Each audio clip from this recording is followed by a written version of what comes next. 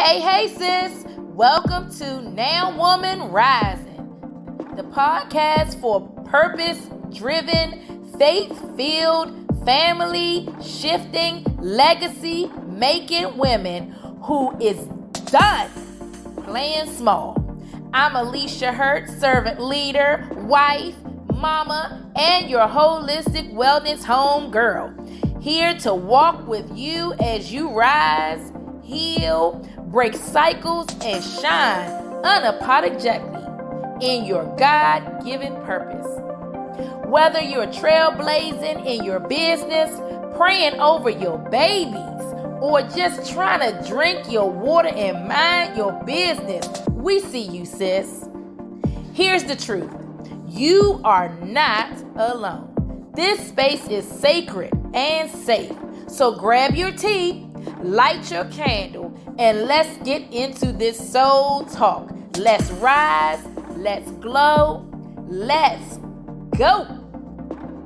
Hello, everyone, and thank you for joining in for another episode of Now Women Rising. I have another phenomenal woman here, Miss Michelle. I want to thank you so much for your time today. Oh, thank you for having me. I appreciate that. I'm excited to have the conversation. Yes, ma'am. So we're going to jump right in and tell us about you, where you're from, and what brought you to this journey. Well, my name is Michelle Steiner, and I live in Pennsylvania with my husband Ron and our two cats, Jack and Sparrow. I am a writer, I am a speaker, I'm a photographer, and I'm also a paraeducator. I work in a school with students who have disabilities and some who don't. And I also have a disability myself. I have a learning disability. And I have a blog called Michelle's Mission where I write about my life with having a learning disability. And I also feature my photography on my many walks as well. Awesome. Okay. Well, tell me, Michelle, what moment in your life made you realize that you were called to break generational patterns? I think one of the moments that I really thought that was there is when I can remember I was really struggling. I was right after community college and I moved out on my own and I was trying to find a job and I was really discouraged. And my dad told me not to give up because there was a whole world of people that needed me and needed to hear my story. And it really didn't sink in. I still was pretty negative until I went back to school and I got my bachelor's degree that I was told I would never get. And at that point, I thought, if I can do this, then I can do anything. And I can also be able to help other people and to be able to encourage them as well. Awesome. Awesome. Well, what lie did you have to unlearn to fully walk in your purpose? I think the first line, the first lie I had to believe was that I had no purpose because of having this disability. I really struggled so much with, well, how do I fit in with having this purpose? I can't do what this person does. Or other people would say, well, you can do anything. And I knew there was things that I wasn't able to do, but I also knew there was things I could do. And it was just God calling me into this purpose that even with a disability, anytime I graduated, the disability didn't go away. Anytime I got a job, it didn't go away. But I still have everything has come to this purpose and something even better than I could ever ask for or imagined. Amen. Amen. So describe a season where God's weight felt like no. And what did you learn in that in-between stage? I think that whenever I felt like that, when God was saying no, was during the season where I was out on my own and I had some different jobs I was working at. And things just started to, for financial reasons, started to unravel. I had to, my job was downsizing and I just couldn't move out on my own anymore. And at that time, I had to move back in with my parents. And that was really hard because I'm not able to drive because of my disability, and my parents lived out in the country, so I wasn't able to be as independent. And I can remember talking with somebody at a Bible study, and she said, just how frustrated I was. She goes, well, did you pray about it? And it really upset me at that point because I was praying about it. I did pray that I didn't have to move back in, But I realized that God had a better plan for me in that waiting. While I was with my mom and dad, I was able to find a program at a university that had the least amount of math and science possible, had disability accommodations, and the job that I was at that I had to go away from, there was a preference sheet that I could be working near the school that I would be at, but that didn't work out. They wanted to send me somewhere where it just wasn't feasible, and I'm thinking, okay, what is going on here? But I realized whenever I didn't work, I could actually be a student, and that was my sole job, was putting my energy into school. I had to advocate for myself. I had to be able to go and just get the services that I needed and go to class. But when I was able to do that, my grades were so much better than when I started out at community college. I made Dean's List for a semester, and I was able to graduate with a bachelor's degree. And I think if I was going to follow my plan, I wouldn't have been able to go back to school and do well. It would have just been really difficult. But God had a plan behind that that I just couldn't see. Amen. Amen. And congrats. I know that Dean's List, you had to work really hard. And despite Yes. the odds, you rose to the occasion. So, Yes. how do you balance being a powerhouse for others while still nurturing yourself? One of the things that I really tried to do is I do make time for self-care for myself. I love to go to the gym, and love to work out. I think sometimes that really brings me in that setting. And sometimes, even if I'm not necessarily exercising for fitness, I can have that chance to stop and smell the roses. So I'll take a walk because I can't drive to get somewhere, and I get to notice those details that maybe other people will miss. And I think that is one of those ways that I'm able to do that. And I also love to read. So I think reading and writing are some other ways that I'm able to just be able to reflect. And also that helps me to be able to help others as well. Yes, I agree. And it's funny that you say that because as you're hustling and bustling and just getting from one place to the next, Mhm. you tend to miss the details, but you hit something very like you are able to say, "Oh, that's a purple flower there. Oh, I didn't know that that tree blossomed. It didn't look Yep. like that the other day." But just taking a moment and actually being mindful, being present, Yes, it matters. Yeah. So, was definitely. there ever a moment when you wanted to quit on your dream, your assignment, or even yourself? Yes, there were a lot of times I wanted to quit. I can remember whenever I encounter math, that is always my biggest challenge. And I can remember people saying, you're not going to be able to go to college because of your math. I had a learning support teacher who suggested a trade school, but it just didn't feel right for me. So I went forward with college, and I had a psychiatrist who told me I wouldn't go beyond community college. And as much as I wanted to, I could not avoid math classes. And that was sometimes I wanted to give up whenever I failed a test or I was not getting the information.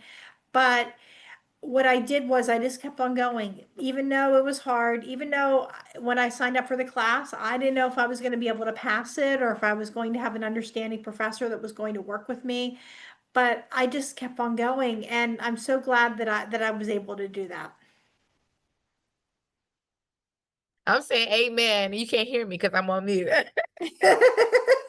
So, how has your definition of success changed as you've grown in faith and in purpose? I think success has changed in a lot of ways. I think maybe when I was a lot younger, I thought, well, I'll be successful the day the disability goes away and God decides that that's healing, and that I'm healed from that. But as I got older and had more experiences in my life, I started to realize that success doesn't always come in the package that you expect. Like my dad told me, sometimes it comes in something even different than you would have thought. And sometimes healing just doesn't come in that physical manifestation. Sometimes it just comes in some other ways that you didn't realize that it could be. And it's just having that patience and just working within that too. Yes. So, what does now being a now woman mean to you in this season of your life? I think being an out woman gives me that freedom that I can be able to go out and live my purpose that I feel that I'm called to do, and to that I can use the resources that are out there so I can be able to fulfill what that purpose is that God calls me to do. Amen. And how is she different from who she used to be? Who I used to be was really insecure. I used to think, oh, I don't know if I really want to speak up about having a disability. I thought, okay, people might reject me, and they have, and that has happened, but that just were not the people meant to me in my life. Or I thought, oh, I don't know if I really want to try to do that. Somebody else can do it better than I can. And I realize now, okay, I'm going to give it a try. I don't know if it's going to work out the way that I think it's going to. Um, it's not being overconfident. I know that there are people who are wonderful at other things too, and better than I can do. But I simply do the best things that I'm able to do. And I would just love to tell that person years ago that not to be afraid, that things are going to work out and it's going to get a lot better for you. Amen. It is going to get better. And I'm hearing the song. It's a light-hearted song, but it's so impressionable. It's so relevant. The sun will come out tomorrow. Yes. Like you have to believe that. Like things may happen right now, but just know that sun is going to come out. Like you're going to get past this. Like you're going to go through that tunnel, but the light is going to be on the other side. Yes. Agreed. So, can you share a time when obedience to God didn't make sense, but it changed everything? I think the time the obedience was really key was when I was meeting my husband. I can remember before that I was in some pretty bad relationships that just weren't going anywhere, but I thought, well, no one's going to love me for having a disability. I even had my ex breaking up with me saying, "Oh, I think you could drive if you really wanted to, and I'm tired of taking you places." And I was just tired of all these really bad relationships. And I finally just got on my knees and I prayed and I said, God, do not send anybody to me until this is the right person. And God was really faithful in doing that. And other than maybe I went on a date with somebody that definitely I didn't think, yeah, I discovered, okay, no, this person really isn't for me. But whenever I just started to really trust him, he brought my husband to me when I wasn't even expecting it. And there's just so many things that were leading up that this was the right person. I was volunteering at an art center and he saw me walking down the street and I had a red dress on and he thought, "Oh, who's that girl in the red dress? I wonder where she's going." And we were going to the same place. And it turns out we knew mutual friends and we got to know each other that summer before we even had our first date, and we were Oh, friends wow. first.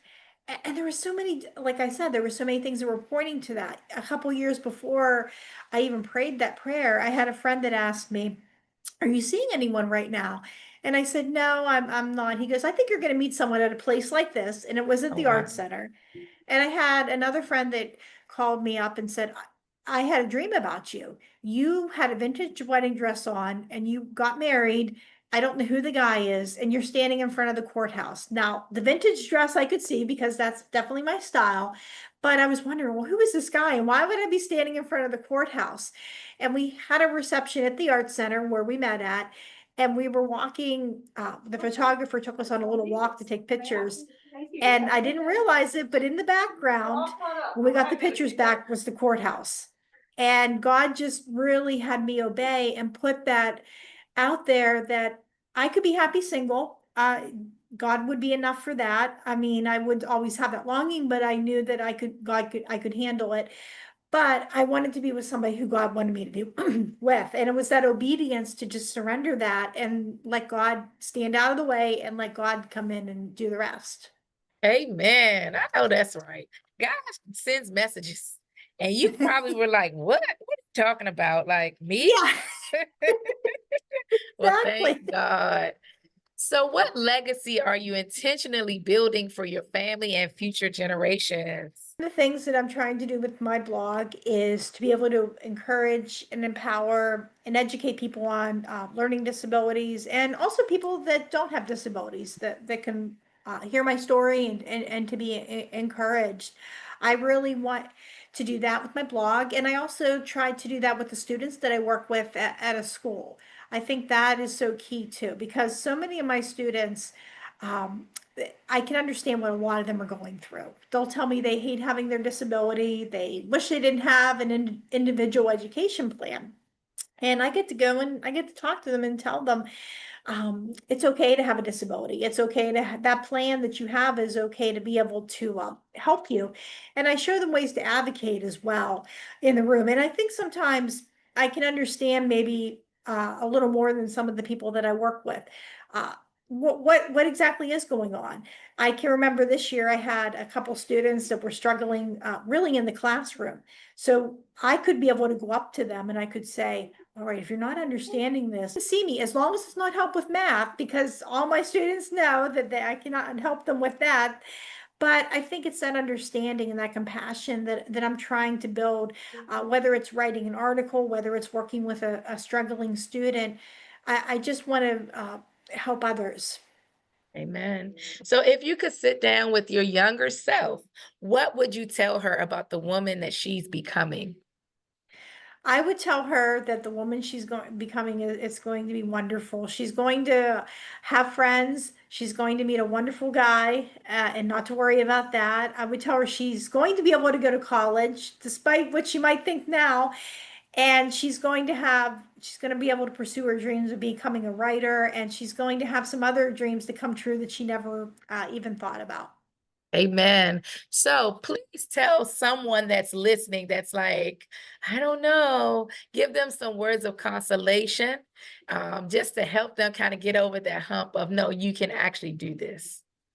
I would tell people to know what they want, first of all, because you have to want that. That has to be that drive. It just can't be something that somebody's telling you to do because they think it's easy, but it has to be something you want. And then I would also tell people to be able to find a way to do it. It may not come in the way that you might traditionally expect. It might involve some creativity. It might involve some resources. It might involve a different plan than maybe you've expected, but know what you want and be able to find a way to get that. Amen. And tell us more about your organization, any resources that you have, and how folks can get in touch with you. Sure. I have a blog called Michelle's Mission where I write about my life with having a learning disability. I use a lot of nature analogies. I might talk about the process of accepting my disabilities like a flower that's unfolding. And I try to put that in language that somebody else is able to relate to that might have a disability. And I also try to make that also just an education process for other people. That it's my perspective. I also have my photography that I feature. I have a lot of pictures from the many walks that I take, so I feature a lot of that. And sometimes there are travels. I love to travel with my husband and to be able to do that. I also do have some resources on there where I have disability advice for people that might be just considering that. That's one of the new things that I've done uh, as of now. But I just try to be a resource for people that have a disability or even a parent that might just be really struggling to be able to understand their child as well. Amen. Well, I want to thank you, Michelle, for being a part of the mission to inspire and uplift others, giving back, and not just moving forward by yourself. And I will put all of your information in the description so folks can reach out to you. Any closing remarks? I just want to encourage people that success doesn't always come in the package that you expect, but sometimes it comes in something even better. Amen. Well said. Again, thank you. And thank you all for tuning in to another episode of Now Woman Rising. Take care. Woo! Yes, Lord. That was so good. Sis, if nobody told you today, let me be the first. You are chosen, you are covered, and you are called for such a time as this. Keep standing tall, walking bold, and staying surrendered. Don't forget to subscribe, share this episode with your sister circle, and leave a review so we can keep spreading the word for this kingdom vibe. Until next time, this is Alicia Hurt reminding you, you are not alone, and you were never meant to be. Now, woman, rise up and let's go.